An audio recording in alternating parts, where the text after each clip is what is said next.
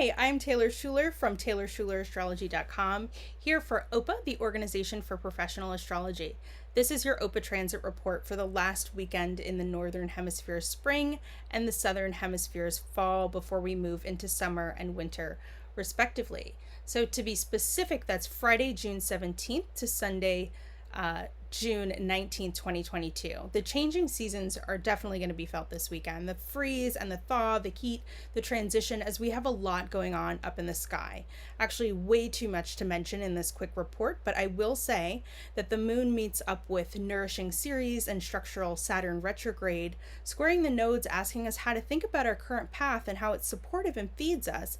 And then when it squares Uranus and Venus, we'll get an opportunity to think about how to restructure certain parts of our lives so that they better support these relationships that might be top of mind.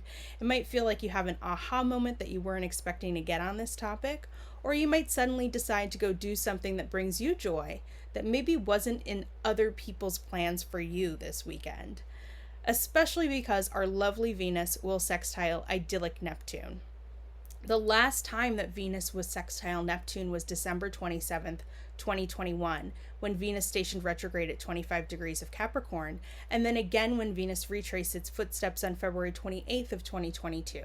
So don't be surprised if things you thought about back then are coming up for healing in a new way, or if you're seeing some forward progress on the challenges or opportunities that came up during this last Venus retrograde.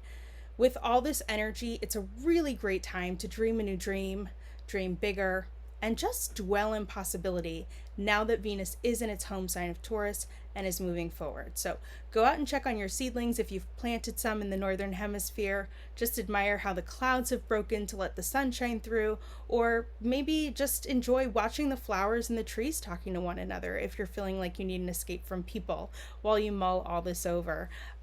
You might also, if you're in the Southern Hemisphere, feel like, why don't you kind of meet up with some people if you can, or FaceTime with folks and just kind of feel cozy and try to feel some healing in that space there. So I think that this Abraham Hicks quote could be good food for thought this weekend.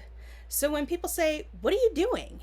and you say, "Things that please me," and they say, "Towards what end?" and you say, "Pleasure," and they say, "But what are you really working on?" and you say, "Having a good time," and they say, "But what do you hope to accomplish?" and you say, "Living happily ever after," and they say, "But what do you want to leave as your legacy?" and you say, "I was a happy one," and they say, "But what is the mark that you want to leave?" "Life is joyous," and they say, "But what is the value that you see in contributing to this time-space reality?" "I'm joyful." "But what do you hope to accomplish?" "Being happy." It's hard for people to wrap their thoughts around that, and yet that is what all of existence is about, you see.